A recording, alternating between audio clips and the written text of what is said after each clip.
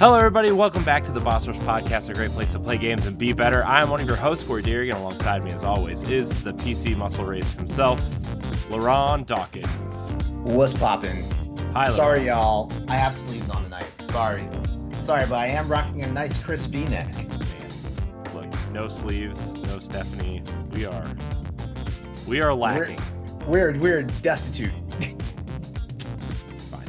We're here, Hey, though. I like that flashy new look, though. Damn, that is nice. Yeah, I did a Wait, lot are we simulcasting right now? Are we? I'm curious. Are we on both YouTube and Twitch tonight? No, not this week. Okay. We're gonna start doing that. I didn't feel like setting it up, to be honest with you. Okay, gotcha. It's kind of set up, but also like restream it was acting weird, and I didn't feel like messing up my OBS stuff because sometimes when I mess with it, my system crashes, and that's always a good time. Understandable. So, yeah, my goal is not next. Well, maybe by next episode we will be simul streaming across the board on all the shows. So, yeah, it's just me and LeRon tonight. Little intimate black T-shirt action here. I know. What is this? We're almost twins. You got the traditional, and I got the V. I know. It's true. That is true. How's your week going, LeRon?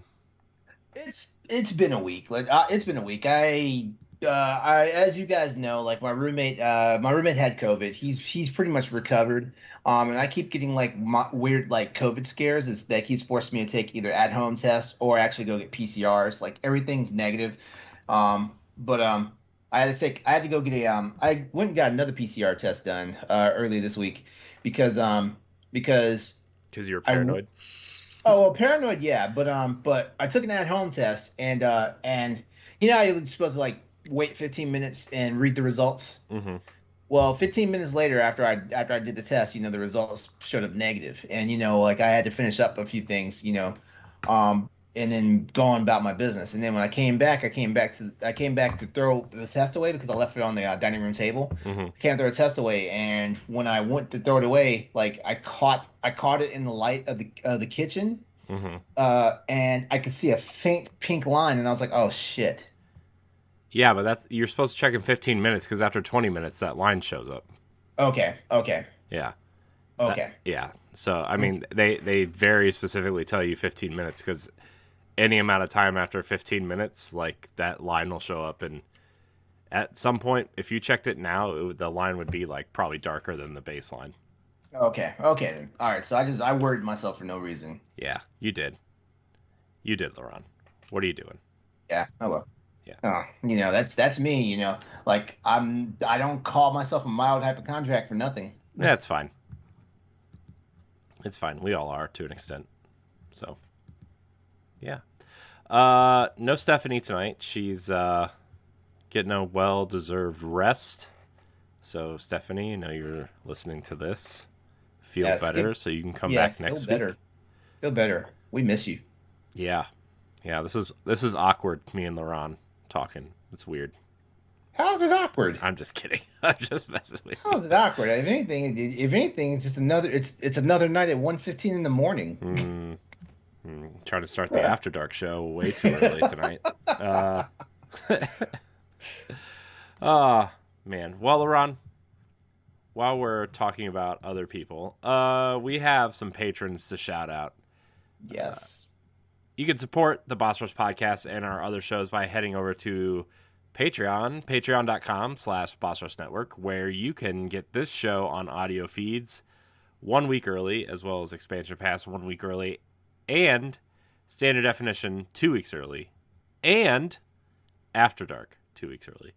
So you're getting 4 shows early, all on one sweet, sweet podcast feed. And, yeah, you can get all that for just $1 by supporting us. But if you want to be a Patreon producer, you can head on over there and subscribe at the $5 tier. What does that mean? Well, it means you get your name shouted out on this here program, as well as our other shows. LeRon, let's read our Patreon producers, shall we? Yes, let's do it. Patreon producers for this week's episode are Quentin Jackson, Rebecca Jewell, Adriel Munger, and my wife, Sana Dirrig. I want to thank all of our patrons. I want to thank all of our Patreon producers. I want to thank all of our free listeners. If you're listening on iTunes or Spotify, please leave us a 5-star rating or review. It really helps us out. And remember, all of our content is free. You just get a few perks if you support us financially. But if not, 5-star rating helps as well. Whether you are a Patreon supporter or just a full-time listener, we love you and we appreciate you. Yes, we do. Also, if you want to see our new look, you can head on over to our YouTube channel. I have this really weird stuffiness in my nose right now, and it's about to come out. It's a sneeze. No, it's not. You know what to do. Mute the mic. You know what to do. I know. You can head on over to our YouTube channel, youtube.com/Boss Rush Network. You can see our new look, our fresh new look for this show, as well as a few others. This was quite a project to redesign because I am a loser and just decide to do it whenever I feel like it. LeRon, are you doing anything fun? Did you watch anything, play anything, do anything? Well, I am. I'm actually caught up on Obi-Wan. Like I actually watched episode 5 this morning. So did I. Dude. Okay, so can we talk about Obi-Wan? Let's do it. Yeah. Okay. So full spoilers for Obi-Wan. If you don't want to hear it, I'm sorry, but we're gonna talk about it. LeRon, Darth Vader is scary. Right? This is the Darth Vader that has been depicted in the comic books. Mm-hmm. I mean, we got a glimpse of it at the end of Rogue One, right? But this Darth Vader, man, like episode 3, he was scary. Like this episode was scary. He is raw, dude. He caught a spaceship and just held it. Hey, dude, that's just like the Force Unleashed. Remember? I know. But like this was cooler because Force Unleashed is no longer canon. Well, number one, like that ship he caught in the Force Unleashed, that was a full blown Star Destroyer. I don't believe that. Like this frigate he caught, like I feel that's a little more acceptable. Mm-hmm. Yeah. So I mean, Obi-Wan is good. I'm really liking the show. I know a lot of people are kind of complaining because it's slow paced and it's slow paced. It's not all lightsaber battles and whatever. Like wait. They're acting. Okay, I know Obi-Wan is like technically what? It's 10 years since 10 years after Revenge of the Sith, yes. Okay, so he's not that old, but at the same time, you don't use the Force, in a galaxy run by the Sith. You don't do that, Yeah. So it makes obvious sense that he's rusty, because like anytime another Force sensitive person could find him, and it's not always going to be a lightsider, Yeah. So I don't get all the detractors from this show. Like it's a good show. Like I feel like the pacing is fine. Like there's been something going on every single episode. It's not like any episode has felt like filler. It is not like that, Yeah. And like it's got the Star Wars pacing because it keeps jumping back and forth to like it does what all Star Wars movie does. It jumps back and forth to like 3 or 4 different parts of the plot in each story. Mm-hmm. Like you got something going on Alderaan, you got something going on Tatooine, you got something going on any of the Sith homeworld, the Inquisitor homeworlds. Mm-hmm. Like, and by the way, the Inquisitor, like I can't remember the name of it. No. The name of their headquarters, because they've got like 4. The Fortress Inquisitoris or whatever. It's the Inquisitoria. Yeah, it's the same. Yeah. It's the same place that's in Jedi Fallen Order at the end of Jedi Fallen Order. Yeah, they've confirmed it's the same one, and it's cool because there's actually mirroring scenes from the game in the show, like when. Yeah. Spoilers for Jedi Fallen Order, I guess. I know a lot of people are playing it for the first time, but like there's a scene where the glass breaks and one of the characters has to use the Force to hold the water back while the glass breaks. Well, Obi-Wan kind of does that in the show, and it's pretty cool. I mean, he doesn't hold the water back really. He kind of holds the glass, and then the water breaks, and then he sprints for it. But like, I'm I'm actually quite impressed with this show. This is probably my favorite. This show is doing good things. This show is doing good things, and I just refuse to understand the people who are having such visceral reactions. Like, like people come from Moses Ingram. By the way, I hope you're happy now. Yeah. By the way, She's and also an awesome character. Yeah, yeah, like knowing what we know about her, especially by the time you get to this episode, knowing what you know about her now, like you can understand why she's not a conventional Sith. Mm-hmm. You understand, but you gotta get to this point, and Yeah. you assholes who are like, oh, this is bullshit and all this stuff. You force the lead writer of the show to actually get on social media and break and like ruin the plot on social media. Shame on you guys, because you just have to trust the process. I didn't see that. Oh, you didn't? No. Uh-huh. Oh, yeah, I saw it. Yeah, like they were pissed off because of like the stuff that was going on with the Grand Inquisitor and stuff like that. Because like Star Wars Rebels is canon. Right. So they were pissed off about that. They were like, oh, there's no way like he could be dead and whatnot. Like spoiler alert, he's not dead. Like, did you watch freaking Star Wars Rebels? They already acknowledged that Star Wars Rebels is canon. So whatever's going on right now in Obi-Wan, we know how the story pans out. Yeah, it's just like we know, like Vader is eventually going to run across Ahsoka. Yeah, we know all this stuff. Yeah, so this show actually has me really excited for the Ahsoka show as well, because I think the Ahsoka show is running after Return of the Jedi, right? Did they confirm that? Yeah. Although I would love to see her in this show. Well, Ahsoka, Mandalorian, and Boba Fett are all taking place in relatively the same time. Right, and then Obi-Wan, Andor are prequels. There's another show that's running kind of similar to this too. Oh, that Jude Law show, the Jude Law show that they announced is also. What Jude Law show is this? The hold on, let me look it up. It's Wow, they got Jude Law and Ewan McGregor in the same continuity now. Yeah. Let me see. This Jude Law Star Wars show is called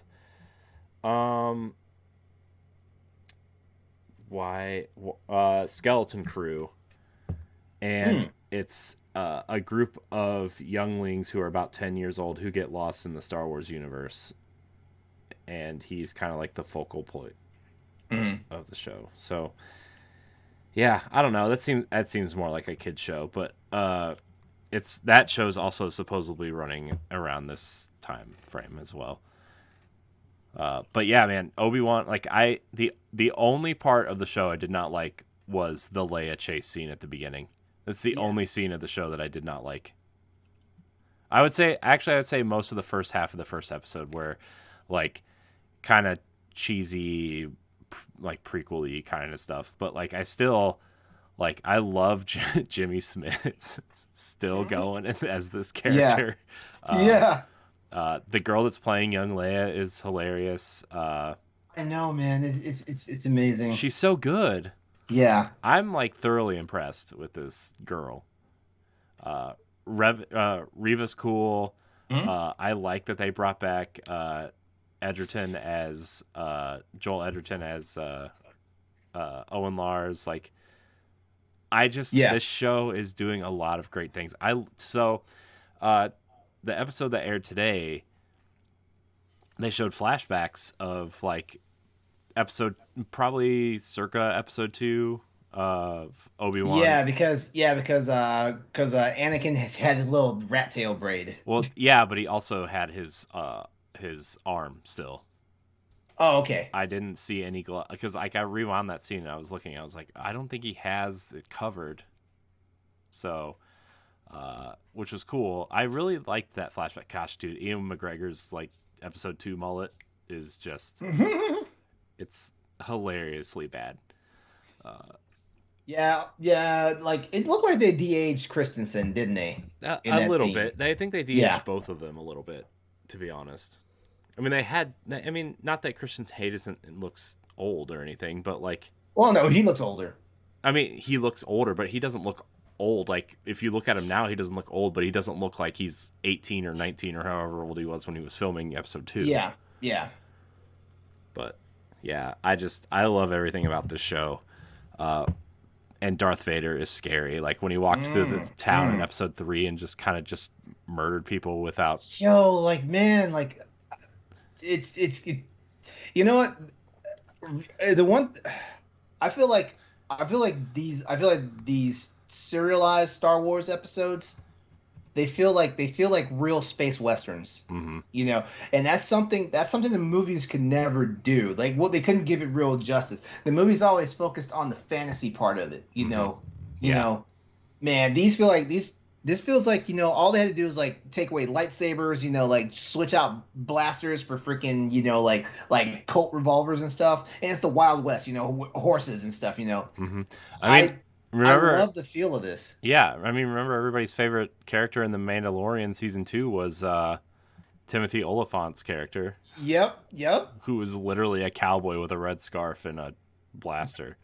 That was so cool. Oh my god. But yeah, I mean, what are you liking about Obi-Wan? I mean, you know what? I like the overall look and design of it. You know, like it definitely looks like a very modern, like, you know, it looks like a very modern take on Star Wars, despite it being a prequel and stuff like that. You know, it looks really clean.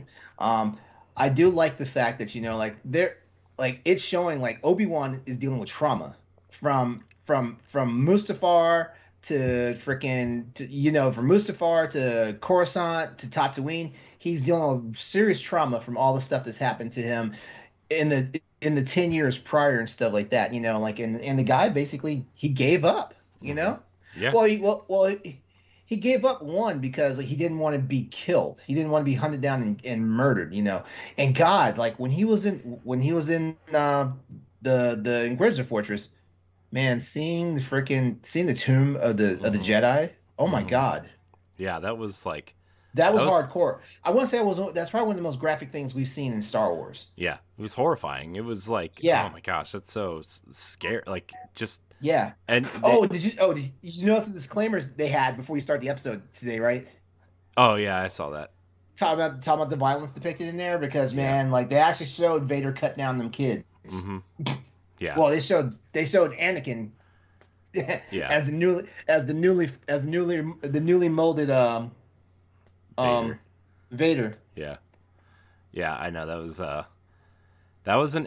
that whole scene, man, like I really liked the kind of three-way storytelling they were going with, right? Because they were obviously showing like the flashback of Obi-Wan and Anakin, like, the whole plot of this episode was like, okay, Obi-Wan's going to use Darth Vader's kind of aggression and need to prove himself against him, right? And that was the whole point of the flashback, to show like, Obi-Wan can win without his lightsaber, right? And because Anakin's too aggressive and he's too able to, he's still trying to prove himself, and he always wants to try to prove himself and to win no matter what, right? And that was like, you know, he's impatient also, and it's crazy too, because Anakin / Vader has never learned that lesson. Because remember Count Dooku chastised him about that, you know, a couple of times. Yoda says something to him about that. Mace Windu says something about him to that. Definitely Obi-Wan has said something to him.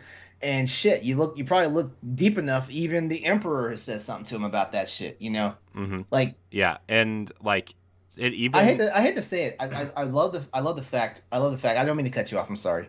I love the fact that they're actually showing that, you know, like Darth Vader is highly flawed. I like this because that's the one thing, you know, like, because you know me, I'm not a super big Star Wars fan. I'm more of a Trekkie than Star Wars. And the one thing that we've always heard for years is that Darth Vader is the best. You know, people automatically said Darth Vader is the best without like any real point of reference. You know what I mean? Yeah. You know, and now we're seeing like this guy is flawed. You know, your Sith superhero is flawed, and I love it. And, you know, and you know, I know someone's gonna be listening to this and they're gonna be all pissed off at me for saying this, but hey, like, this is what makes these characters more real. Like, if they were just Superman, like for example, Superman, you know, like, yeah, like there's no dimensionality to that, you know, being perfect. Yeah. You know? And, you know, his sole purpose in this show is to hunt down Obi-Wan, right? And that's like, it's consuming him. You can tell it's consuming him. And like, I like the way that it actually kind of, everybody's talking about, well, how are they doing the show with Darth Vader and Obi-Wan if in episode 4 they supposedly haven't battled or seen each other since whatever happened, right? And this episode but kind of this episode kind of said that. yeah, well, they kind of like work that line into the storyline, right? Where like uh, when we last met, I was but the learner, now I'm the master. Well, Yeah. like the whole flashback scene was Obi-Wan showing Anakin that he was still the Padawan, right? Yep. Because he still had a lot to learn. And Mm-hmm. then you get to the current state where they're, kind of trying to get everybody out, and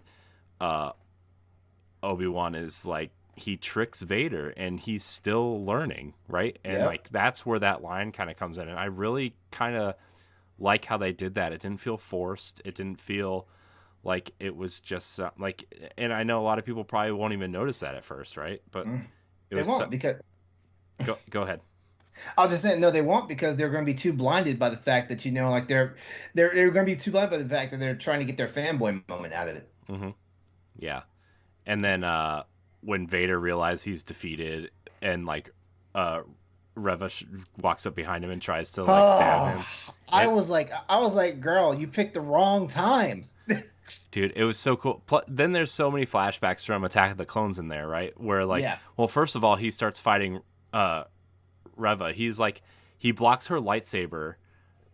Well, okay, before we get to the Reva fight, I want to talk about how he catches a spaceship in the air and just holds it there again, because that whole scene was so cool. I was like, yeah, and it threw me. I was like, oh no, is he really gonna catch all these people?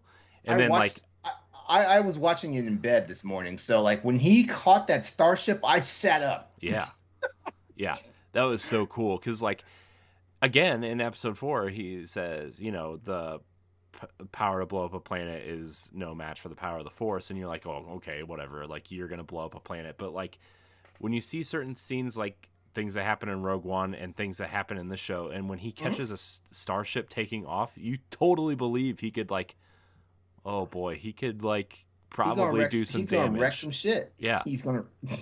Yeah, and then like when it falls to the ground and he walks in, and he rips it open. Yeah, like he literally rips the side of the side panel off and realizes it's empty, and then he watches the other one fly away, right? And he's like super angry. Well, yeah, but what's also cool about that? Like I do like, because like if you look at his body language when he sees the second ship take off, you can tell that he's visibly fatigued from catching the other ship. So it's not like there's this big well of like strength that he's gonna have. Yeah, he's like, he has like all this strength, but only for a certain amount of time, because like he's still technically kind of learning how to use this body, and like I mean, he's half machine.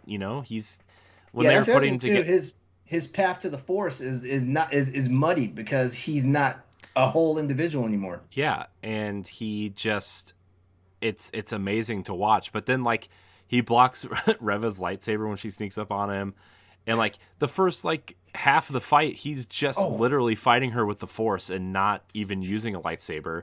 And dude, then I thought Jon Favreau directed this episode, because man, I was looking at it and it's like watching an old martial arts flick where he's like doing the hand movements and blocking everything. I was like, what the fuck is going on here? And it was really cool to watch him. And then she pulls out the double lightsaber. He breaks it in half with the Force, first of all, and then he uses both lightsabers, which was so cool, because like that goes back to Attack of the Clones too, when he's fighting Count Dooku in the cave, right, where he uses Obi-Wan's and his to fight Dooku, and obviously he gets his arm cut off. But like that whole scene of Darth Vader using 2 lightsabers was incredibly cool.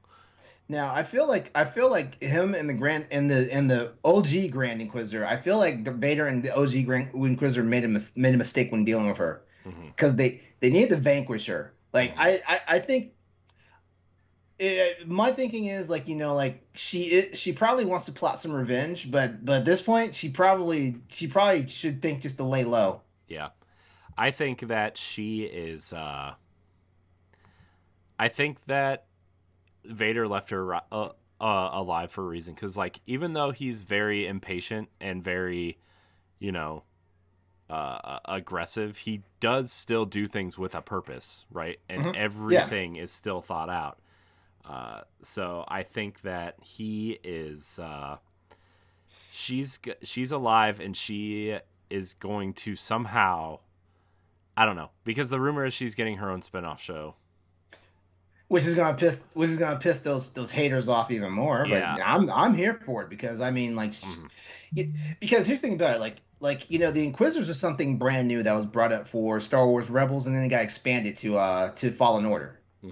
You know, so they can literally make the Inquisitors up as they go along and stuff like that. So, you know, like if we're gonna actually like look at something, you know, like that's based on the Inquisitors and stuff like that, I'm here for it. You know, because I think the Inquisitors were like the coolest thing that was added to Star Wars, when you consider that, you know, like technically none of these guys can be masters or apprentices, because there's a rule of two with the Sith, which I think is the stupidest fucking thing in the world. You know, I understand the lore and the logic behind it. You know, like if everybody was a Sith Lord, you know, there'd be no order. You know. Yeah, but it's also stupid that, you know, you have a Sith Lord and he can literally have like an entire horde of apprentices, you know, but they're not really apprentices. Right. Yeah. That's a weird ass rule, and you know, like I feel like I need to go to Lucas Ranch and ask George Lucas, what the fuck, dude? Yeah. Yeah. It's I just think the show is very cool and well done, and I think the new characters and the old characters, like what's his name? Ice Cube's son is in it. He's a really cool character. The girl, the woman character that was like the double agent. Oh God, Tala, I think is her name. Oh man, it's so I have this problem with TV shows and TV shows and movies. I always fall in love with the quote unquote doomed character. I always do that, and man, I kind of knew something was going on, because the previously on Obi-Wan Kenobi, it focused on her too much. I was like, oh damn it. Yeah, and plus I kind of figured, especially like if they don't do a second season, which all signs are kind of pointing that they're going to do a second season now, because the show is so popular. Did you know this is Disney Plus's most watched show ever? Yeah, which is weird because it feels like it's also his most hated show. Yeah, it's just crazy because like how popular Marvel is and how kind of seemingly not popular Star Wars is. Yeah, really, you know, and well, I think honestly it's because like guys like us, guys our age and stuff, like, you know, we grew up on like the original trilogy and stuff like that, and so there's certain parts I feel like we're more interested. We're more invested in what happened with the characters that we grew up with before the prequel trilogy happened and before the sequel trilogy happened. You know, stuff like that. Like we want to know what happened. You know, like we want to see what winds up, you know, becoming the the First Republic. You know, when that happens. You know. Yeah. So it's just Obi-Wan is a great show. I highly recommend it. Same. Yeah, I know, like, for me, like, the first half of the first episode did not do anything special for me, but everything after that, like, even when they're going to try to, like, when Leia is kidnapped and they, you know, are being chased through the cyberpunky city, right? And then you kind of, the whole show is just so good. I cannot wait for the series. I can't believe it's almost over now. Like, next week's the last episode. Oh, there's only 6 episodes. That's right. And then Andor starts, I think, the first week of August, because Captain Marvel is also going on right now. Ms. Marvel. Miss Marvel, yeah, sorry. Which I haven't even started yet. You should, man. It's super, like, after watching like how dark and kind of grim and that Star Wars is, like, it's such the polar opposite. It's such a cute show. And people should watch that too. I haven't watched Moon Knight yet. I need to. I wasn't that into Moon Knight. It was fine. My roommate's been giving me shit about that because he's like, "Why haven't you watched Moon Knight yet?" I'm like, I'm not entirely enthusiastic about watching it right now. You know, that's really been my thing. Like I didn't really follow Okay, I guess this isn't a real argument because I never really found the Moon Knight comics anything appealing and stuff like that. Like I don't know Hmm. anything about this guy, and stuff like that. So, like I had no logical connection to like, Moon Knight as a whole. Hmm. And like compared to like the MCU, like, like let's like I didn't really read any Iron Man comics or any Hulk comics or any Thor comics, but I knew about the Avengers and I knew about Captain America and stuff like that. So that was my buy-in right there. And because like the MCU, like molded their first entire arc around those characters, I wound up coming to appreciate them and stuff like that. Whereas Moon Knight, I feel like Moon Knight's an outsider to me. Hmm. Like I've never seen any time the Avengers have an action and Moon Knight was there. Right. Yeah, not in the comics at least and stuff like that. Like if anything, it's always the Avengers and the X-Men. Which what the hell are they waiting for? Right. Yeah, but my roommate he can't understand it, and I'm like, I'm going to watch it. I'm just not in a hurry to watch it. Yeah. Yeah. So I mean, I didn't. It might be my least favorite Marvel show, to be honest with you. Oh yeah, Um, Moon Knight. I can hear. Yeah, I can hear Josh Finney rolling his eyes and just climbing through the camera right now, but it's okay. Why does he love Moon Knight? He loves Moon Knight. Okay. Like he's obsessed with Moon Knight. But to keep up with the MCU, I watched it. So Yeah, I'm behind on the MCU. Like I still haven't seen Eternals. I haven't made it to the theaters yet to see Doctor Strange. well, good. Guess what? It's coming to Disney Plus next week. Doctor Strange. Yeah. Okay. So yeah. Uh, what else? You doing anything else? You watching anything else? You playing anything else? Well, let's see. Let's see. Last weekend was it last weekend? Okay, yeah. So this past weekend I watched the movie Fire Island. It's basically a gay rom com. Mm. And Oh, it's got the Asian guy from SNL in it, right? yeah, Bo and Yang, yeah, Yeah.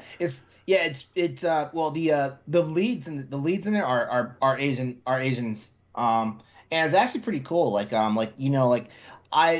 was talking to my boyfriend after because we both watched it, and I was talking to him after it, and I was like, I really enjoyed the movie. I enjoyed it so much that I watched it again the next day.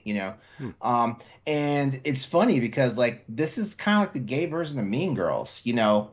The gay version of Mean Girls Okay. is Mean Girls not gay enough? Well, Mean Girls is gay, but you know how Mean Girls like talked about like all the archetypes of like being in girl world.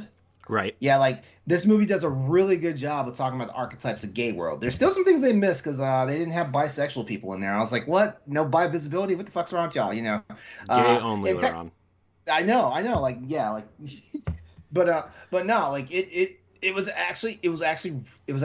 funny, and it was story driven, but and it's good, like if you're I'm just gonna recommend to anyone that's listening right now, like like if you're cool and comfortable with it. I mean, there's not any hardcore like gay stuff, so you're not gonna see like dicks in your face and stuff like that. If you're, but if it's something, if you're flexible enough and stuff like that, give it a watch. It's actually a really good movie. It's got a really strong plot and stuff like that. And at the end of the day, like it's a rom com, so it's a love story. Cool. Yeah. Yeah, it's got a good cast though. It's got Bo and Yang. It's got Joel Kim Booster and Margaret Cho's in it. So yeah, um, it's got some good stuff in it. Cool.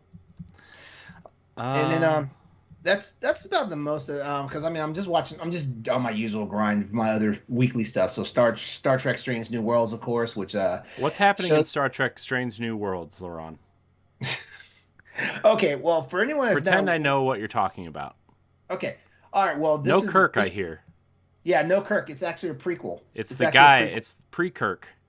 Yeah, it's the guy who had command of the Enterprise before Kirk shows up and stuff like that. But the cool thing is Kirk's brother is on the show. Oh, of course. Yeah, Kirk's brother is on the show because Kirk's brother was in Starfleet at one point. So yeah, his brother's on the show.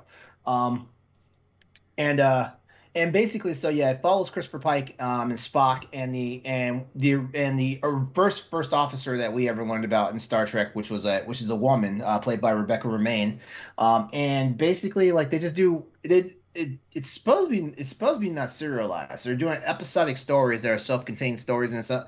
I'm like real soon y'all are gonna get tired of this. Y'all are gonna have like some story arcs, but whatever. But it's a really it's a really refreshing show, and I've been talking to a lot of my Trekkie friends about it, and they say out of all the new Star Trek shows, like this is their favorite one so far. And I'm not sure if it's my favorite one because I'm still a Star Trek Discovery fan. And Picard season 2 just ended not too long ago, and that was a really strong season. It was, in my opinion, it was a lot better than Picard season 1. And like we've got 5 Star Trek shows right now, and Paramount Plus is doing their damnedest to make sure Star Trek is on every week. Wait, 5? So wait, okay, so you have Strange New Worlds, you have Picard, you have Discovery. You've got Lower Decks, which is an animated show, and then you've got Prodigy, which is a CG animated show, and that one is actually supposed to be on Nickelodeon. I'm not sure if it's actually on Nickelodeon or not, or if it's on Paramount Plus Premium as a Nickelodeon show, but all of them are serious Star Trek. Oh, even Lower Decks. Lower Decks is supposed to be the comedy show. So think The Simpsons, as Star Trek, but it's actually gotten more serious because they found their balance between giving us fan service, for the comedy show and actually making it feel like Star Trek. Yeah. So there's 5 shows. There's I know they've got 2 more in the works. One they kind of kept under wraps, like we don't know anything about it. And then there's supposed to be another one coming with Michelle Yeoh, because she was on 3 seasons of Star Trek Discovery. And then her character, something happened to her character and she's no longer on Discovery, but she's supposed to be popping back up in a new series. That show's been on for 3 seasons. 4 seasons. Oh, geez, I had no idea. Yeah, 4 seasons, and the cool thing is, like, Star Trek, just like Star Wars has its haters, like Star Trek has haters too. Like a lot of people swear up and down like this new Trek is not Star Trek and all that stuff. But if it's not doing that well, why the hell is Discovery getting a season 5? Why is Picard getting a season 3? Why has Strange New Worlds been renewed before the first episode came out for a second season? Right. Wow. Lower Decks getting a 3rd season. Prodigy, Prodigy has gotten greenlit for a 2nd season. Like, it must not be bad Trek everywhere. Some people, I mean, some people just can't be happy with what they get, They can't, and here's the thing about it: if you don't like it, don't watch it. Yeah, you don't have to watch everything, Yeah, if you don't like it, don't watch it. Look, Josh. Yeah, I see it. Josh heard me talking about Moon Knight, and he shows up. I saw. But he's going the Patrick Stewart route first. Yeah, well, I mean, look, Patrick Stewart is cool. He's the man. He's old, but he's the man. Yeah, like I'm ready for him to pull a Sean Connery and say I'm retiring. Yeah. I mean, I'm not ready for him. I'm just expecting it at this point. I'm not ready for Professor X to retire. Nobody's ready. But hey, you got James McAvoy, who does an actual pretty good Professor X. He does. My thing with the X-Men movies is the cast was amazing, but the movies were just not great. They're all over the place. First Class was good. Days of Future Past was okay. They progressively got worse, I would say. Yeah, it did. So, anyways, Josh says Moon Knight where? You missed that talk. Josh, was Moon Knight good? Tell me the truth. So I've been rewatching Agent Carter for Standard Def, and man, that first season is really good. I love Haley Atwell in that role though. I mean that whole show was just awesome. I love because Agent Carter is basically like it's a caper show. I've always liked caper shows, storylines that are capers, and the whole 2 seasons of Agent Carter, each season is its own big caper. I love it, and I love the time period, and like it's obviously set in the Marvel universe, but it's not like a real superhero show, like. Yeah. And like the little hints to like obviously there's a whole episode with the Howling Commandos, and then the obviously the Black Widow agent, which before their Black Widow, like it was Yeah. cool. It was. I love me some Dottie Underwood. Oh God. Yeah. I love Dottie Underwood. Oh man, that show is just, it's a gem. I'm sad that we didn't get a third season. Although could be getting Captain Carter. Yeah, which I would be okay with. Although it probably wouldn't be set in this time period. Yeah. So I mean it's fine. That's fine. I like the show and I like the time period, and I think the guy that plays Jarvis is funny. All right. Yeah. So yeah. So yeah, I've been doing that. I haven't really been playing a lot because I've been redesigning everything because I'm a loser. But I've been doing some gaming. Yeah, what are you playing? What are you gaming? Monster Hunter. The Monster Hunter Sunbreak demo came out last night. So like after I cut the podcast, like I jumped on that, played a couple of real quick missions. Well, yeah. I played the missions that were designed around the new game mechanics, but I haven't tackled any of those any of the 4 quests that are available in there just yet. To fight the monsters and stuff. But I have been playing The Quarry, and dude, let me tell you, it's a good game. I know you're not into like scary games and horror and so all that stuff. That's correct. But it's a good game. Like I would recommend anyone that's interested in it to go ahead and pick it up and give it a try.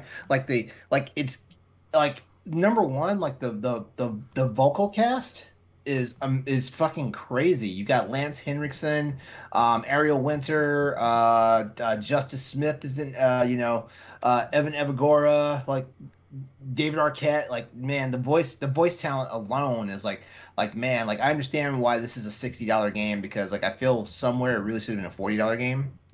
Yeah, they had to pay those actors, man. They had to pay those actors. But yeah, it's good. I feel like I said this last night on Crossroads. I feel like the pacing's a little slow, but it might also be because like I'm one of those people. I'm kind of a completionist, so like I have to explore every nook and cranny. When I'm playing a game like this, and sometimes it pays off because like you discover these things called you discover these tarot cards, and at the end of each chapter, like the game narrator per se right. will read your tarot card, and he'll give you a glimpse of something that's going to happen in the next chapter, and that helps change sway which path you decide to go on the story and stuff like that. So that was cool. I'm also like trying to play catch up on my Mass Effect run, because Story and I really have to like continue this standard definition for that real soon. And that's the major parts. Like I'm just getting ready for Monster Hunter, and I'm also getting ready for Ninja Turtles. Yeah, Ninja Turtles tomorrow is going to be. Oh my God, I feel like I'm going to lose so much sleep.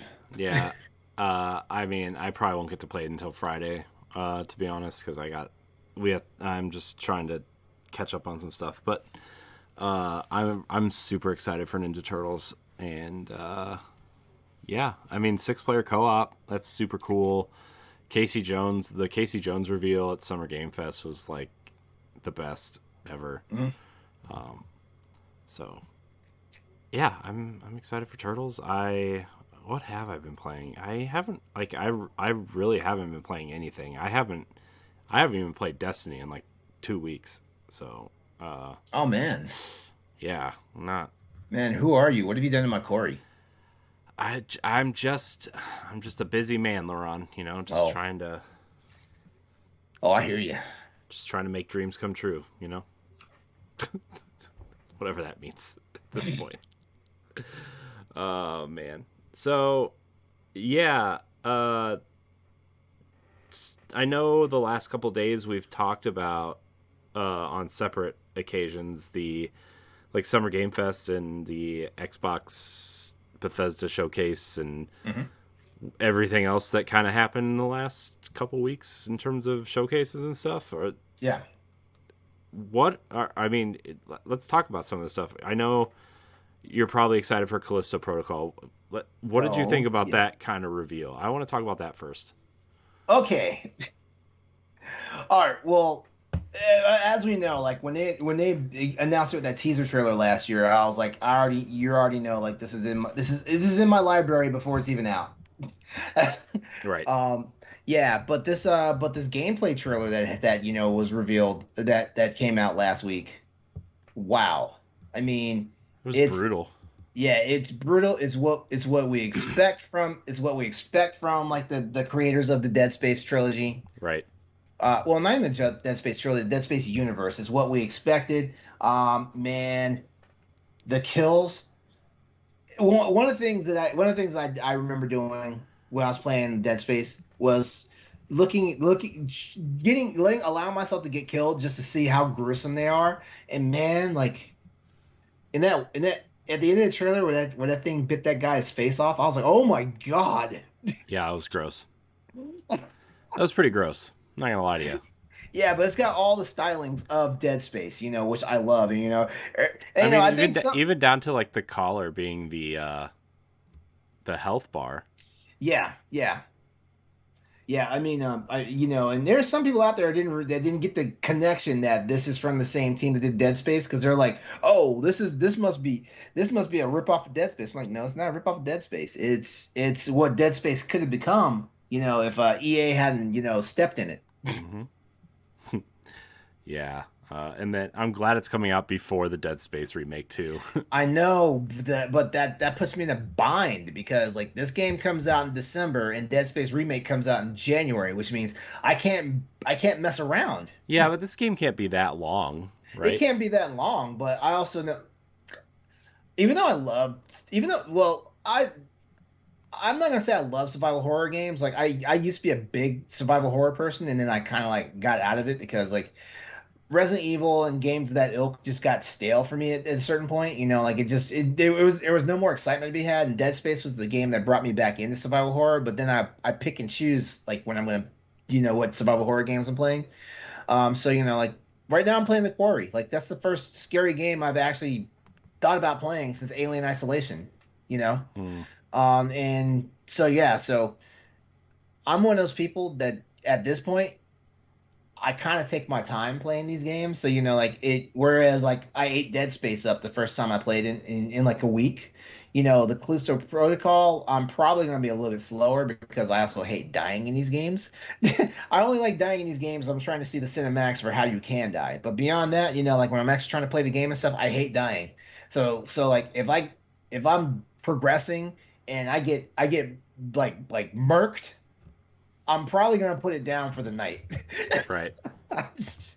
Yeah, because I mean, like the only game where I know I'm gonna power through is gonna be I'm probably gonna power through Callisto Protocol because I have much love for the ex Visceral or EA Redwood studio. I have much love for those guys. And I want to support them. Right. But I know for sure all bets are off when the Dead Space remake comes out. Like shit. As a matter of fact, I keep promising Stephanie that I'm gonna restart my Dead Space trilogy run. Yeah. Good thing she's Yeah. not here to scold you on that. I know. I know. Yeah. But man, the Callisto Protocol, that weapon, Yeah. handgun he has that has like a kinesis module in it. Yeah. I was like, what the? I was like, what the fuck is that? Yeah, it's like a almost like a gravity gun Yeah. type thing. Man. And what was crazy about it is like you hit them with it, and like the creatures like kind of glitch out. Mm-hmm. It's like they're stuck in place, but they're also glitching, and it's like, what the fuck is going on here? Yeah. Yeah, that game looks like if I was into horror games, that would be one that I would be playing, but I'm not. You're not even into horror movies, are you? No. Okay. So I, it's just, I don't it's even just I didn't even like watching things that have any hint of like scariness to them. So how are you powering through Star Wars right now? Because I gotta say, this is one of the scarier Star Wars games. But I mean, look, it's not. Did I say game? I meant a Yeah. show. It's not like brutally scary, and it's not like jump scares or anything either. It's just like I don't know. Like I won't watch something like I think the last scary movie I think I watched for real was the first Saw movie. Mm-hmm. I think, and it's not even that scary. It's just like a gross puzzle, right? Yeah, shoot. Saw 3 got me out of watching those movies. I don't even. Yeah, I don't know. Like to me, also like brutality. A lot of like brutality really doesn't. Yeah. I can't really watch that either. Like The Boys, for example, is a show that I desperately want to be into because it's such a cool premise, but it's so brutal and so gory that like I have to stop. Like I could only watch like one episode at a time when I was watching it. Yeah. To the point where I just stopped because it was too gross. You know. So I hear you. And like I don't want to be that way. Like I wish I could just sit there and enjoy it and be like, oh man, that's gross. Let's move on. And I just some reason I just can't. Just can't. So. Yeah. But I think I'm gonna start watching The Boys again because I heard the season's really good. I've heard the season is good too. I've never started the show. Yeah, I got like 5 or 6 episodes in, and there's a point where I don't know. I don't even remember why I stopped watching it. I just remember it being really gross, and I just stopped watching it. Although the scene that always gets me in that show, they don't even show anything gross. They just talk about it. Where like they're in this. So the premise of the show, spoilers, I guess, for the first 5 minutes of The Boys, right? This guy, his girlfriend is accidentally murdered by one of the superheroes, and they try to cover. Oh, is that Carl Urban's character? No. It's not. No, it's the guy with like the weird curly hair and looks very unassuming.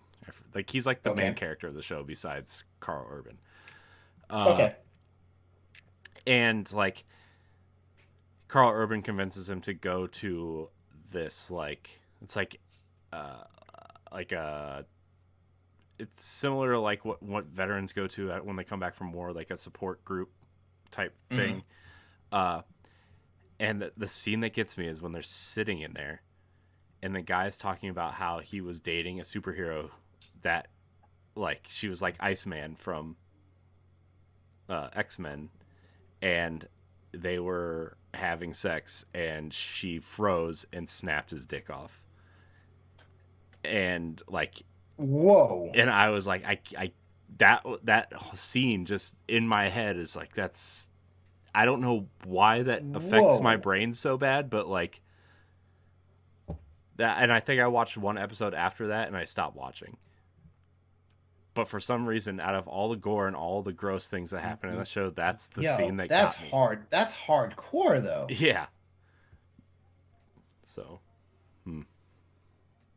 yeah. I don't even want to think about it. It hurts to think about. Well, I heard there's something happened in the first episode of this new season. I think you might want to brace yourself. What happens? I mean, you can spoil it for me. I don't care. What did you hear that happens? Okay, well, there's this guy that he can shrink himself down. Yeah. And he's doing a little bit of sex play with this other dude, and this other dude basically has him like walk inside his dick.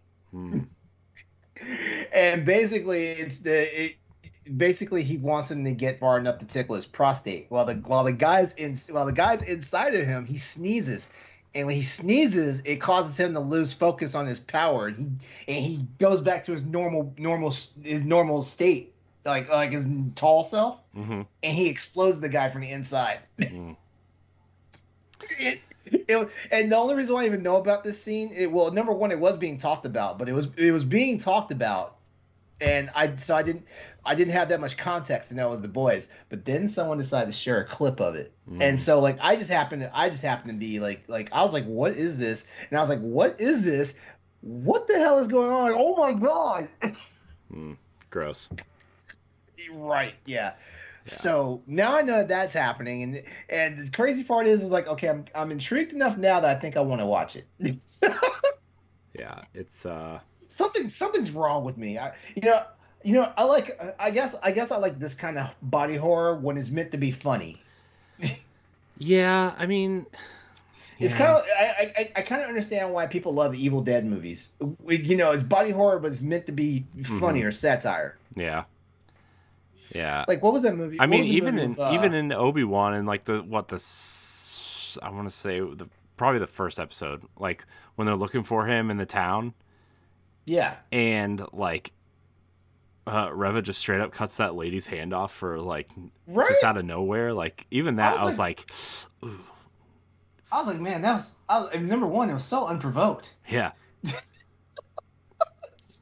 I mean, well, I guess the lesson here is don't run your mouth. Yeah. Because I mean, that lady was kind of talking shit. Yeah, but gross. And I mean, like it was super fast how like that hand just came off. Yeah, it just kind of flopped off. I was like, oh god, gross. Yeah, man. I was like, wow. Yeah. Also, the same reason why I didn't watch Game of Thrones, because I heard of all the gross things that happened in that show. I'm like, nope. You know what? It was few and far between, in my opinion. Like you didn't like. I feel like Spartacus: Blood and Sand had more gore than Game of Thrones did. Yeah, and the stuff that you thought you think should have like they should have played out. Like they didn't really play out. Like for example, Ramsay Bolton getting his face bitten off by one of his own dogs. Like honestly, as detestable as that character is, I think they should have shown us. They didn't. They showed the dog clamp on him, but that was as far as they went. Huh. Well, still gross. Yeah. I did watch a scene from The Boys. I don't know what season or what episode it is, but Carl Urban's character, I guess somewhere within the show, he gets superpowers. Mm-hmm. And he, like, cyclopses some guy's face in half. And, like, they show his head slide off and his brain fall out of his face. Woo! I was like, that's why I don't watch The Boys. This show is created by the same person that gave us Supernatural. Mm-hmm. So if you've ever watched it's Supernatural, probably why Jensen Ackles is kind of that's it too. Like yes, but if you've ever watched Supernatural, like Supernatural kind of pushed the boundaries what they could on network television with their violence. Yeah. So now he's got like Amazon money. Yeah. Yeah. And I guess The Boys just got renewed for season 4, so I don't know. Oh, okay. I Good think for them. Good for them. I think I'll start watching again because like I really like the cast. I really like Carl Urban. I like the premise of like commercializing superheroes, like real superheroes, and Mm-hmm. like the company that monetizes them has their own movie studio and their own energy drinks and their own sports teams and stuff that the superheroes have to like promote and do and stuff. So yeah, I think the premise is super interesting. I just got to get past the nastiness. But yeah, Dead Callisto Protocol, cool. Looks cool, like a cool horror game for people who want one of those. Was there anything else that you enjoyed thoroughly from those showcases? Was there anything else that got you excited besides Ninja Turtles? Starfield. Okay, I'm officially on board with Starfield now. All right, I'm officially on board. Let's talk about Starfield because like I'm not, but I'm also not a Bethesda Game Studios person. I'm not nerdy for their stuff either. Like I haven't taken them seriously since Fallout. Which Fallout? What's the last one I played? Fallout 3? Fallout 76. No, I didn't play 76. I didn't play 4. I didn't play New Vegas. So yeah, the last one I played was 3. Was Fallout 3. Yeah, I played the Fallout 3 Game of the Year edition back on PS3. Yeah, that's the last Fallout game I actually played seriously. So yeah, so I did get excited when I heard that they're interested in the pit in Fallout 76, but at the same time like, oh, this is Fallout 76, I'm not playing that shit. It's free though, and it's on Game Pass, so you could technically log in and play it if you wanted. Okay, I guess there's that. If you wanted, no pressure. Mm-hmm. Yeah, so Starfield looks interesting. It's so they're kind of like out there saying, hey, there's over 1,000 planets that you can go to and do stuff on there. Like, is this a Mass Effect 2 situation where like, yeah, there's a ton of planets in this game, but you can really only land. Do do missions That's on the them way I on like feel. 15 of them, you know? That's the way I feel. And you know what? I really want to ask like developers and producers and stuff. Stop telling us this crap. Hmm. Stop telling this crap if only 5% of it is true. Yeah. Also, by the way, side tangent, did you see that he confirmed Fallout 5 after Elder Scrolls? Yes. I'm like, Yes. why do you keep saying words? Stop. Yeah. Stop. Yeah. That game is 10 years away. You got to get StarCraft out the way. You got to get Elder Scrolls out the way. Yeah, Like, damn, look, stop. Elder Scrolls is in pre-production right now. Yeah. Pre-production. Yep. You really think that game's coming out in 5 years? No. No. No. What would Ugh. Just stop. Stop saying words. Yeah, they really need to. They really need to. I get it. Like, yeah, it's easier to say that Fallout 5 is in plans. Say that. I get it, but like, stop. Just stop. Just I don't want to hear anything else. Because Of course, like I get it. Okay, you want to tell people what's like on your roadmap and stuff, but like, of course, Bethesda Game Studios is making another Elder Scrolls and another Fallout game. Of course they are. yeah. Why wouldn't they? But just stop, man. Elder Scrolls 6 was announced 4 years ago, and it's just now entering pre-production. Shut up. Anyway, Starfield. So you were saying that you want to question the devs about this stuff. Uh, eh, it's just more on the fact is like don't say stuff like that. Over 1,000 worlds that you can visit and stuff like that. I don't believe it. Because not even No Man's Sky can deliver that. And they're saying that you could land anywhere on these planets, too. Yeah. Like Yeah. there's not just I don't believe specific. that. I don't believe that either. I guarantee you're going to go to a planet and it's going to maybe like 2 or 3 ports at best you can land at, if that. Like shit. Some planets are probably so inhospitable you can only land in one place and even do some shit. Yeah. Like let's be honest. Let's be honest. Like look at how our galaxy is. Like like if we were able to travel through space, a little bit more than we could, I guarantee you every planet or planetoid that we come across is not going to be landable. Right. Stop doing that. Because then you got. You're telling me like you spent all this time mapping out all these planets? Yeah. Why? No. Like, why would you do that? First of all, No. Like I would have rather them just have like, okay, so you have one dense solar system, right? I would have rather them just done that. Yeah. And or just or tell people that like tell people there are 1,000 planets in the game that you can visit, but give us realistic expectations. Yeah, you can see every planet, but that doesn't mean you can land on every planet. That doesn't mean you can interact with every planet and stuff like that. Like Yeah.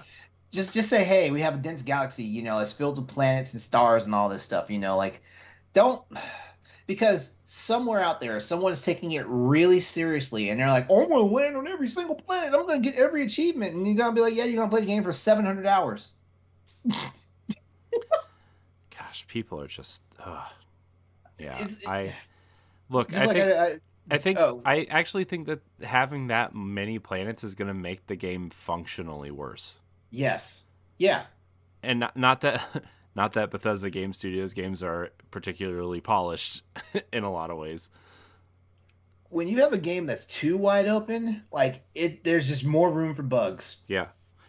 And especially like working on a new engine and stuff, like it would have been more palatable if you had like you said, like, okay, there's 1,000 planets in this game that maybe you can mine or maybe you can like see or whatever, but there's really only 15 or 20 planets that have at best. Yeah, that have like real things to do on them, and I don't know. Look, we haven't played the game yet, right? It's obviously not out. Yeah. I'm very concerned about how large this game is when, on PlayStation, if you put too many wheels of cheese in a house, that game just froze up, right? Like, it's just, I'm concerned. I think that players have some things to be concerned about, and I know Austin is like super excited for it. I don't want to take anybody's excitement away, right? Yeah. But the concept seems interesting. But for me, it's just I don't know. I told the Crossroads crew like I'm probably going to spend real money on this because it looks impressive. But you know what? I think I will at least grab the Game Pass copy first Yeah, before I play it make on a real Game Pass decision. first. What are Yeah. you doing? Like that's what I've been doing. Is like, oh, I'll play it on Game Pass, and if I really like the game, I will buy it outright. Like Outriders, right? Like Hmm. it came to Game Pass, and I was like, oh man, I really love this game. So when it was like half price, I ended up just buying it straight up. You know. Yeah. So yeah, Starfield is worrisome. Although the other game they showed off first, Redfall, also seems really worrisome, and some news is coming out today that also has me worried about it. Uh, I was not impressed. I I mean, wasn't either. I wanted to be like Redfall seemed cool. Like it's like it never seemed cool to me. I was It like never did. I was like, all right, the Division with vampires, let's go, and it's not. It's like Vampire Borderlands. It seems like, and Yeah. Yeah. Really. Yeah. I'm just like I'm a little bit lower on Redfall also, and not that I was like gonna be super. I'm not like a super pro Redfall player or anything, right? But Mhm. I this seems like one of those games that's gonna have a really silent following, and this game's gonna be massive for Xbox, but nobody's gonna talk about it, right? Similar to like Yep. Ghost Recon, right? Remember when Ghost Recon Wildlands sold like 25 million units, but nobody talked about it? Nobody talked about it, which led me to believe that nobody played it. Yeah. Uh, I think it's going to be one of those games. Uh, Hmm. so, yeah, that was that Xbox conference was kind of. Don't get me wrong. It had some meat and potatoes to it. I'll put it that way. It did. It had a lot of great stuff. And It I'm really glad that we have like a roadmap and like, okay, these are Yeah, the games we're gonna play for the next 12 in the months, next right? 12 months, which that roadmap was pretty nice. Yeah. That roadmap was pretty nice, and like it, and like because I was on the I was on EXP Cast Sunday for the live for that, Mm-hmm. and we talked about a lot of stuff, and it's 50 games on that roadmap that they had. It was easier to count the games that weren't coming to Game Pass than to say what was, and I mean like there's only 8 games that are not they're not going to be Game Pass games, and stuff like Yeah. that. We're talking Dead Space remake, Resident Evil 4 remake, Yeah. The games that are on the infographic, right? yeah, Like, yeah, Callisto Protocol, Overwatch 2. but I thought I thought they when they said free to play it was Game Pass, but I guess it's not. no. Well, here's the thing. The thing with, by the way, the Blizzard games that showed off Overwatch and Diablo 4. Diablo, are I'm not a yeah, huge Diablo person. Like I played Diablo I 3. am, Like I I played am. Diablo 3, but like Diablo 4, I'm like let's go. Let's go. Let's go. But like by the time these games come out, Microsoft will own Activision and they will probably be on Game Pass, Yeah, you yeah. know. And I know Overwatch's PvP is free to play, but that campaign is going to be on Game Pass, Hmm. cuz that's like the big thing for Overwatch is that they're adding a campaign. Yeah. Uh and that I'm sure will definitely be on Game Pass. So, man, I Uh, remember when Overwatch was like the biggest game on the planet for like yeah. 2 years, and now it's just like nothing.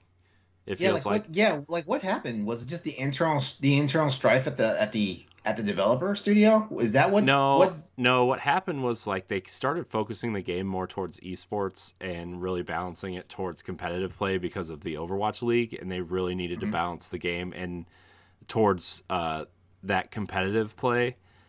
And Mhm. then what really turned the community off was they turned it from a 6v6 game into a 5v5 game, and then they limited how many like DPS versus tanks versus support players you could have per team. Uh-huh. And that really made a lot of people angry as well. So Mhm. they kind of just like took away everything that people really loved about the game. Like if you wanted 5 Winstons, which is the big gorilla, or 6 Winstons on a team, you could when the game launched. Mhm. And three But went. now it had to be one of each character. Yeah, and if somebody picks that Okay. character on the other team, you couldn't pick it for your team. I think is one Oh, of are the you for changes real? too. Yeah, yeah. Oh, I It didn't know got that. That's kind of bullshit. yeah, it got like real meta like that, and people just Mhm. did not care for that. So I wonder if they're going to change some things. I really liked Overwatch. I played a lot of Overwatch for a long time because, especially when Destiny was in a lull, I played a lot of Overwatch, and I got really good as a support character. And I would play more Overwatch, I think, if this one turns out to be better than what they changed the other one to be. So, also good things for Diablo and Overwatch, cross play and cross progression. Yeah. Which Yes. is also Yes. cool. More of that shit, please. Yes. That means we could play together. I will like if you're serious about playing Diablo, I'll play it with you. Oh yeah. Like I love Diablo. I love Diablo. As a matter of fact, when the announcement that Diablo 4 was coming out like a couple of years ago, like it made me reinstall like freaking it made me reinstall Diablo 3. Yeah. They tried that with Destiny. The live comp streams were not great. Yeah, I know. The Destiny's competitive multiplayer. One hitter 151 is in our chat talking about. Yeah, Destiny competitive. It has been a joke for years. To the point where I think a lot of the competitive players have kind of just moved on. I think the only competitive players still out there that are big are like, I think Fallout Plays still does a lot. I think True Vanguard still does a lot. Glad, I'm not sure if he does PvP a lot anymore, but yeah, Dado does a lot of PvP.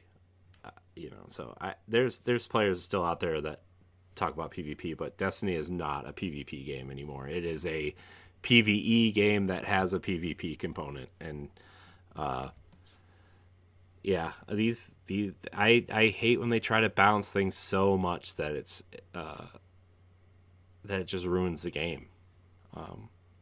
And the fact that in Destiny you can play with PC players now is just a joke, right? Because no matter what, if you get, because one of my friends plays Destiny on PC and we play with him a lot, but when we went into Iron Banner, we forgot that he was playing on PC, and me and my friend Mitch were the only two console players in the room, and we got smoked because first person shooter on PC, right? I mean, if you're playing on console, you're toast.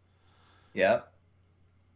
So, well, maybe these games get number one, like like there's always going to be the problem of playing on a controller versus keyboard and mouse, yeah, because like once these games start getting variable refresh rate and stuff like that, like that will definitely change some stuff, yeah. But at the same time, Series X already has variable refresh rate. Yeah, you just need to plug a keyboard and mouse into it now, which you can do on some games. I know Halo supports it. And then you just go into the, like, for crossplay and stuff on those games, you just go in and say you don't want to play against keyboard and mouse players, which I know there's ways around it, but it works pretty fair for the most part. Which was another game that didn't show up. Halo was not there at all. No comment on co-op. I didn't expect anything. I didn't expect anything from Halo, to be honest with you. I was expecting a little bit on, like, hey, here's an update on Forge, here's an update on co-op, campaign co-op, and here's an update on Season 3, which is supposed to be hitting sometime in November, I want to say. Man, what a game. What a game. That game was so good. And talk about a game that just fell off the face of the earth. Halo. Like, that game was so fun for like a month, and it's gone. It happens. It happens. I know, man, but I thought like Halo Infinite was going to be the one that turned it around. You weren't alone in that. I'm not gonna say I'm not a Halo fan, but I know a lot of people that they thought that this is it. And like our friends over at Diggity, Jeff and Brody, like, man, like they're utterly disappointed with how Halo turned out. Yeah, and that's just crazy. Like, I played Halo all the way up until the Witch Queen came out. I think, like, I played. I was alternating between like the story stuff for Destiny and then multiplayer in Halo, and I played it all the way until Witch Queen came out, and then I haven't touched it since. Like, I literally have not even touched Halo since. So sad. What else excited you, LeRon? Well, let's see what else. What else on the show excited me? Let me see. I already talked about Diablo. The two. What was the okay, the game Flintlock. Like I'm interested in that. And what was the other game? Flintlock. What was Flintlock? Oh, that third person action kind of. Yeah, where like you're playing as this lady and she's running around with this axe and all of a sudden she's like, wow, like yeah. It's like how come she wasn't doing like I was like how come she wasn't doing that the whole time? Right. You know? Yeah. What else? Shoot. Hold on. You know what? Hold on. I can pull all this stuff up. High on Life. That game looks zany enough that I'm going to try it. You know, it's you gonna and be Josh, man. Josh was all about that game. Oh no! I'm not raving about the game. No, you are. I heard you. You said that game is amazing. 10 out of 10. No. I feel like he's digging at you, Josh. If you're still in chat. Yeah, but Flintlock for sure. Okay, let's talk about As Dusk Falls for a moment. Okay. Yeah. I plan on playing that game, but I'm not as excited as I was when they first announced it now. Because they announced it a while back. Yeah. And I was more excited for it then than I am now because like it's the animation for me. You know? It's more like it's still frame animation, you know, and not just, you know, like someone just took the time and animated the damn game and the characters and all that stuff, you know. Yeah. So I don't know how I really feel about that, but given the simple fact that it's going to play just like some of my favorite games, which are Heavy Rain and Detroit Become Human, it's got my attention. Mm-hmm. And I'm always in for a good story that, you know, like that will get you to interact with the game just as much as the game interacts with you, you know. Mm-hmm. So yeah, there's that. A big win for Microsoft getting Persona. Yeah, I mean, big win. I'm actually happy with that because like I've been wanting to play versions of those games. I know they're getting. I'm excited to play. So I played a lot of Persona 4 Golden on the Vita when I had one, and then my Vita died, and then I couldn't finish it. But I've been wanting to play Persona 5 for a while, but as you know, I do not have a PlayStation currently. Yeah. And so I was like, I'm not going to buy it for, you know, like, obviously I have a library of games for PlayStation that I could go in and be like, oh yeah, I can play this. I can play this. I can, you know, play Horizon now and God of War is coming out and Final Fantasy 16. Like there's games that I can get a PlayStation for, right? I'm not digging that, but like, I just keep saying, man, I don't know, but I'm glad it's coming to Game Pass too. Game Pass Day 1. So that I'll probably check it out this fall, to be honest, because there's not a lot coming out this fall that I'm like super interested in playing, right? I mean, besides Gotham Knights and Hogwarts Legacy and you know, I mean like which by the way, has Hogwarts been delayed yet? Because No. Okay. The rumor is it's going to be delayed to next year. That rumor's been floating around for a while, but they swear it's coming out this holiday. So the Switch version will get delayed because it's the Switch version, and then it'll probably ultimately get canceled or ported to like a cloud version. But I don't know. I really want to play that game a lot. But I mean, in terms of like Switch stuff, I know a lot of people are excited for a lot of stuff coming out this fall for Switch, and rightly so. There's a lot of great things like Splatoon and, you know, Bayonetta 3 I think looks interesting, but I'm not. And Pokemon will sell a bajillion copies, and you know, there's a rumor that there's going to be a Nintendo Direct on the 20. I really wish someone could tell me the real draw of Pokemon. Like, I mean, like I collecting. It's a simple RPG where you collect things. It's like the epitome of gaming, right? Like, I gotta collect them all, gotta go get them all. I guess that's it, because like I was never really fascinated by the Pokemon series, you know. And the crazy part was over the years they you know, as we got more and more like, you know, like hardcore systems and stuff like that, like the Pokemon games didn't seem to evolve at all. So, you know, I was like, oh, I'm playing a glorified Game Boy game on 3DS. Mm-hmm. So it was one of those things. It's like it was. I just couldn't understand it, and I felt like, like, is this just laziness or whatnot, And I know somewhere somebody is like taking out a hit on me for saying this stuff. You mean our entire writing team? Sorry, I didn't mean to. I'm not insulting you guys. I love you, but No, I mean, like, we have such an aim towards Nintendo on the site, which is, fine and fair. And I know Pokemon is just super popular amongst everybody, but when you I when don't we understand. start, I don't. Well, if I'm being honest with you, like now the writing team's gonna come after me. I don't understand how like nobody's really played Monster Hunter until the Switch version came out, given that 3 games were on the 3DS. yeah, 3 games were on the 3DS and two were on well, two were on the Wii U. yeah, I don't understand how like the writing team didn't play any Monster Hunter games till Switch. yeah. I don't know. I don't know. We like what we like when we play it. We play, and that's what makes us unique. Yeah, exactly. That's what makes us a community, and that's what makes us unique at the same time. Yeah. It's cool. Like I can't ridicule people for what they like, because I guarantee someone's like, you play a Monster Hunter game? What's wrong with you, bro? Yeah. I'm like, dude, have you seen it? Man, I really want to start playing Monster Hunter Rise, and I just. Well, I would say don't. I would say don't mess with this demo. Oh God, I'm not. I like, have it. I have it installed on my Switch. I have Monster Hunter Rise on my Switch, the full game. Have you played any of it? I created my character and I went out of the town. Just wait until Sunbreak comes out. Then don't mess with it right now, because like if you start messing with it right now, you're going to be lost, because like when Sunbreak comes out, it's the expansion and it's going to add whole new movesets and all that stuff. It's just better if you start right when Sunbreak happens. Okay. And learn everything. Okay. I mean, I'm being honest. You're gonna be so lost, because Sunbreak is out in 15 days. Sunbreak is out in 15 days, so yeah, you're gonna be lost. I know.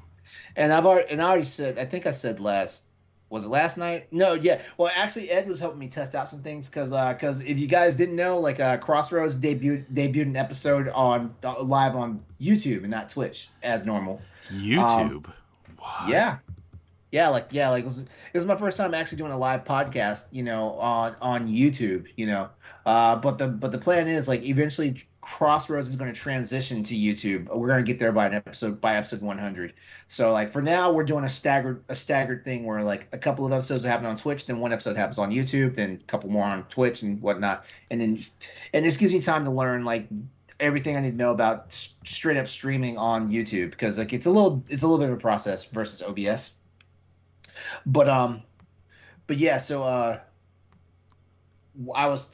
Ed was helping me get things figured out last night before the show went live, and Ed was talking to me about Monster Hunter Rise Sunbreak, and I told him that I'm probably, because of guys like you, Ed, Grayson, I probably, even though I pre-ordered my copy for PC, I'm probably going to buy a copy for Switch as well, and just have 2 different characters, which is going to piss me off, because it means I'm going to be playing double time. Why don't they just do cross save? I don't know what the hell is wrong with Capcom, especially when Capcom puts a damn poll out asking people what they want, and it's not like Nintendo prevents that. So many games do that. Yeah. The Witcher, Civ, XCOM. I'll be honest with you, Capcom's behind the curveball on this stuff, because I mean, like they should have already been thinking about this, because they had Monster Hunter World on Xbox, PlayStation, and eventually it came to PC. But didn't they just announce that Street Fighter 6 is going to be cross-play and cross-progression? You know what? Don't make me mad. They just did that. I swear they just did that. Don't make me mad. I know it's cross-play. They announced it was cross-play. It probably is. And I think the skins and stuff because don't they have like skin packs that you can buy or whatever? That sounds so gross. Skin packs. Gross. They're cross. You can, if you buy it on one platform, you can use them on another. I swear that's it. I swear you can. And that's what, because like isn't that new Resident Evil 8 Mercenaries mode crossplay Yep, too, it's crossplay. Yeah. which that probably has cross progression as well, I would Now I'm not assume. sure. Now I'm not sure if it's Capcom or it's the Monster Hunter team, but somebody's slipping out there because they had plenty of time to get this right. Like Monster Hunter has just been really effed up, because like I said, like like it launches on PlayStation 4 and Xbox One, Monster Hunter World. Hmm. Then the PC version comes out 9 months later, and it's in a staggered release format. So like when updates come out for the PlayStation and Xbox, we're not getting the same updates on the PC. And it took them about 5 months to get everything caught up. They kind of put PC version on hurry up mode, and I think they did that because they knew people were modding the game, and basically like because we couldn't port our characters over, people were modding the game to fast track their characters to get caught up. I played it the traditional way before I modded my game, by the way, so Whereas it took me like 500 hours in Monster Hunter to get to a certain level, I surpassed that character. I suppressed that character on PC in 120 hours because I knew what I was doing. Hmm. Yeah. And so like here comes Monster Hunter Rise. It comes out on the Switch, and then it comes out on PC like 6 months later. No, actually, it was longer than that. I want to say it was almost 9 months, like it was Monster Hunter World, and like no cross save, no cross progression, stuff like that. Hmm. Makes people mad. Like not too many people worried about crossplay. But cross save was like it would be the biggest thing they could have done. Yeah, I just don't understand why they didn't do that, because that would have incentivized more people to double dip. Right, and like shit in this economy, you want people to spend as much money in your game as possible. Uh-huh. Yeah. So that just really bothers me. So yeah, but Street Fighter 6 though, I guess since we're kind of already on the Capcom train, Looks fun. it looks I'm interested. They have piqued my interest. Not that I'm a fighting game person, but if there is a fighting game that I do enjoy button mashing, Uh-huh. it would be Street Fighter. Although I did buy Injustice to play as the Ninja Turtles for like 20 minutes, so that was fun also. But something tells me they're not going to put Ninja Turtles into Street Fighter. Although that'd be cool. They did do Street Fighter versus X-Men. Uh-huh. Oh man, what if they did that? Oh my gosh, that'd be amazing. I'm very excited now for something that's never going to happen. How do you feel about Street Fighter? I mean, Daddy Ryu, is that what everybody's calling him, right? I think it's actually pretty cool. I think it's pretty cool. I don't know if I'm on the train yet to get it. Uh-huh. But it looks good. I'm interested. I I I can't do but so many fighting games at a time. Like if I'm going to be devoted to Tekken, like I can't mess around and like play. It sounds stupid, but I'm kind of a one-track gamer, in certain regards, Like I'm one of those people like I'll easily get like the control mechanics like screwed up from one game to another because they play so similar and stuff like that, Right. Yeah. Yeah, so yeah, Street Fighter 6 looks amazing though. Like I probably will dabble with it. That can be said. I probably will dabble with it, but like more than likely, I'll probably treat it like I've treated whatchamacallit, like I treated like Street Fighter 5. Like I'll just wait until like the final version comes out. So arcade edition, ultimate, Yeah. Yeah, I mean, there's always like 5,000 versions, right? There's like 4 versions on Xbox right now on sale of Street Fighter 4. Mm-hmm. Right, there's like the normal version, the super version, the arcade version, the Yeah. championship edition. Like it's just there's so many versions. It's so stupid. It's fine though. They'll get their money. They'll get their season passes. Right. It looks gorgeous though. Oh yeah, it looks really good. Chun-Li looks cool. Mm-hmm. Yeah. Is there anything else that really excited you about anything that was announced? Because I'm not gonna lie to you, I'm not really excited for anything that was shown off at any of these things. Oh really? I mean, nothing like I'm like, man, I'm gonna get that day one. I'm probably gonna spend money on a Hot Wheels expansion for Forza Horizon. Yeah. See, like the Hot Wheels expansion, then Forza Motorsport also looks really cool. But like, I think I know that I'm just gonna get Forza Motorsport because it's on Game Pass, right? So like, oh yeah, I'll just get it, when it comes out. Also, I'm not like a huge driving game fan, but like, there was just, I don't know, man. I've been in this funk where like I just can't get. I'm not excited for things, but like it's hard to get excited when it's not grabbing you, And That's true. That is true. the only thing that got me super excited was the Casey Jones announcement for Ninja Turtles was like the biggest thing for me. That's because you're a Ninja Turtles nerd. I know, but like, out of all the things that were shown the last week and a half, you would have thought like something else would have grabbed me, and nothing really did. I don't. And I mean, there was a lot that they revealed and put out there. I mean, Yeah. Yeah. I mean, you're right. You're right. I'm looking. Wolong Fallen Dynasty. That's the other one. Yeah, that game looks really cool. That was like that Neo-esque game. From Team Ninja. That game looks really cool. Yeah. Yeah, I mean, I will probably definitely play that.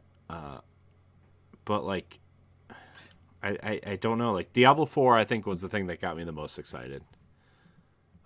Also, it's cool to see Rod Ferguson back on the Xbox stage, even though he left the Coalition to go to Blizzard to leave Xbox, and now Xbox owns Blizzard, technically. It's funny how that happens. Yeah. So yeah, I mean, that's kind of all I got. You got anything you want to talk about, or you want to? No, I think I pretty much named everything that was good for me. Capcom Showcase was the Capcom Showcase was pretty fun, but then again, everyone knows like I was just losing my fucking mind about all the stuff they revealed for Monster Hunter. Yeah, like there was in the Monster Hunter trailer that very first dragon that showed up, the green and red one. Mm-hmm. Like I lost my mind because I thought we would never see this monster. This monster has been in Monster Hunter previously, but only in the PC version that was available in Japan way back in the Monster Hunter 2 days. And it was one of those things because they were like, well, this game is not considered canon, so like we're probably never going to see these monsters. And the fact that like Espina shows up and like I before they even showed the full body of the monster, I knew what it was. Mm.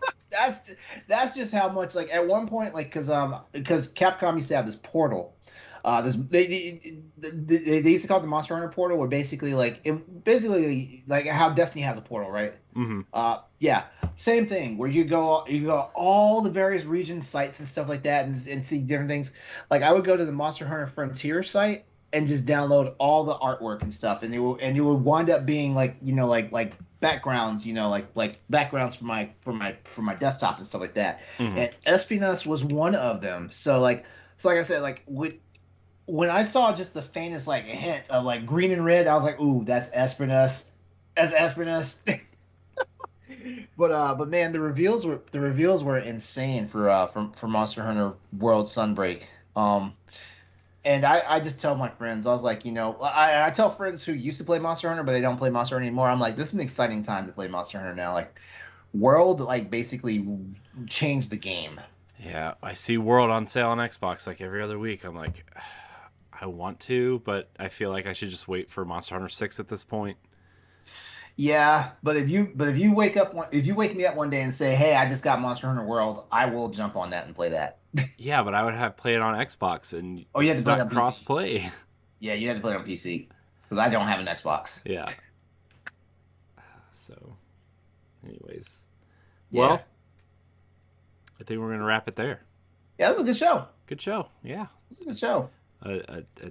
We got to be Star Wars nerds. We did. We got to. Yeah, man, Obi-Wan, man, great show. Everybody I know you were waiting. I know you were waiting for at least me to get synced up on this show. So yeah, I was waiting for somebody, man, anybody. We're gonna do because I've been an episode behind. Yeah, we're gonna. So when the show is over, we're gonna do a spoiler cast for the entire show. We're gonna have our friend of the show Andre on to talk about it. Oh man. Yeah. So. It'll probably be a combination of me, LeRon, and Andre, and maybe one other person if people are caught up. So Ah, thanks for inviting me. Really? You're gonna act like Ed here? No. I didn't know if you already had it planned Oh, with other people. no, dude. You know I don't have anything planned until like Until the day of. yeah. Yeah. Anyways, I want to thank everybody for watching and or listening to this episode of the Boss Rush Podcast. Hope you enjoyed the new look. If you're watching, please subscribe on YouTube at youtube.com/Boss Rush Network.